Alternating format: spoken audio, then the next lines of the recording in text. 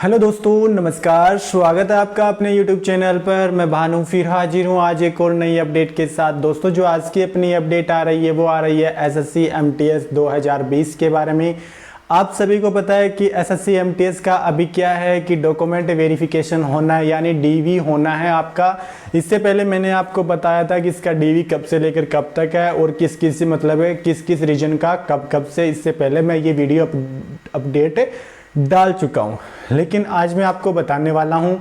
इससे पहले मैं एक वीडियो लेके आ चुका हूँ जिसमें मैंने आपको बताया था कि आपको क्या क्या डॉक्यूमेंट की ज़रूरत होगी, आपके जो डॉक्यूमेंट होगा डीवी होगा उसमें किस किस की आवश्यकता होगी। लेकिन फिर भी मेरे पास एसएससी एमटीएस से रिलेटेड वीडियो थी जिसमें मैंने कट ऑफ के बारे में बताया है। उसमें मेरे को पूछा जा रहा था कि क्या क्या डॉक्यूमेंट की आवश्यकता है हमें डीवी के दौरान, और क्या क्या मतलब यदि हमारे नाम के अंदर कुछ गलतियां हैं वगैरह वगैरह, तो उन सभी का आपके लिए मैं समाधान लेके आ चुका हूँ। फिर से एक वीडियो लेके आ रहा हूँ। मैं आपको बताने वाला हूँ कि आपको किस किस डॉक्यूमेंट की आवश्यकता है डीवी के दौरान और क्या गलतियाँ नहीं करनी है।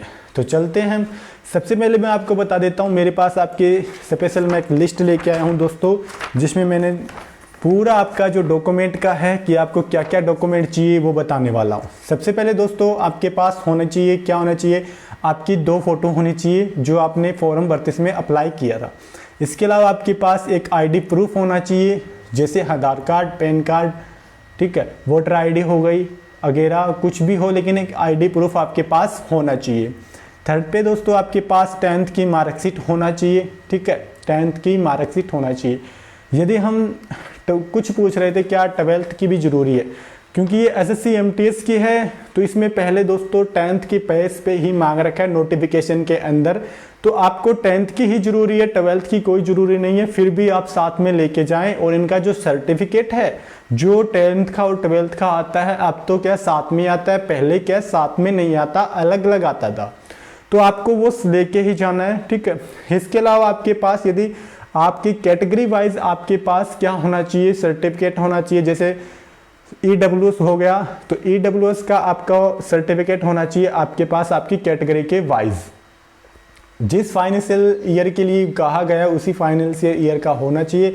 यदि आपके पास नहीं है दोस्तों, यदि आपके पास नहीं है तो आपको क्या दिया जाएगा, प्रोविजन दिया जाएगा। यदि प्रोविजन नहीं दिया जाता है तो आपको दोस्तों जनरल कैटेगरी के अंदर काउंट किया जाएगा। अब हम बात कर लेते हैं ओबीसी कैटेगरी। ओबीसी कैटेगरी के लिए भी दोस्तों आपके पास 3 साल पुराना वैलिड होना चाहिए, 3 साल पुराना होना चाहिए, लेटेस्ट नहीं होना चाहिए, क्योंकि उनको देखना है क्या ये ओबीसी कैटेगरी के अंदर काउंट है पहले से, यही चेक करना है उनको, और कुछ भी चेक नहीं करना।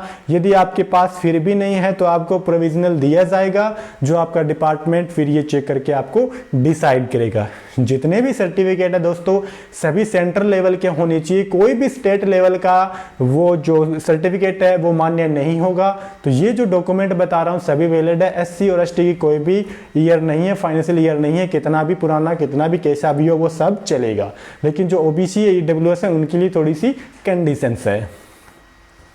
इसके अलावा दोस्तों आपको चाहिए पीएच सर्टिफिकेट। यदि आप फिजिकली हैंडीकैप हैं तो आपको उनका सर्टिफिकेट चाहिए। जैसे आप कोई आंख से हो, हाथ से, पैर से, किसी से भी, किसी अंग से भी आप मतलब फिजिकल हैंडीकैप हैं तो आपके पास सर्टिफिकेट होना चाहिए, ये जारी किया हुआ। इसके अलावा यदि आप एक सर्विस मैन है तो आपके पास एनओसी होना चाहिए, डिनोम होना चाहिए, सभी होना चाहिए। तो ये डॉक्यूमेंट है दोस्तों जो आपको क्या है कि चाहिए आपके एसएससी एमटीएस डॉक्यूमेंट का जो अभी शेड्यूल है पीछे, जैसे जैसे कि क्या रीजन का हो गया, नॉर्थ रीजन का पीछे एडमिट कार्ड आ गया, मैं वीडियो लेके आया था दोस्तों उसके बारे में।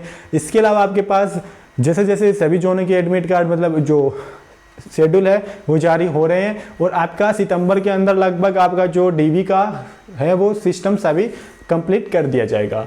तो ये तो आज हमारे जो डॉक्यूमेंट वेरिफिकेशन को लेकर एक अपडेट थी जो मैं आपके लेके आया था, क्योंकि मेरे को कमेंट में बार बार पूछा जा रहा था कि सर ये इसमें क्या क्या डॉक्यूमेंट चाहिए, क्या 10th की मार्कशीट है, क्या 12th की मार्कशीट अनिवार्य है या फिर नहीं।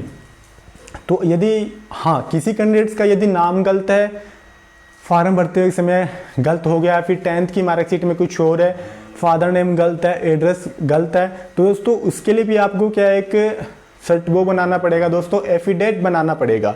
एफिडेट आपको जरूर लेके जाना है, जिससे वहाँ पे जाके आपको कोई दिक्कत नहीं हो। और जितने भी आपकी ये जो ओरिजिनल डॉक्यूमेंट है ये सभी साथ में लेके जाने हैं।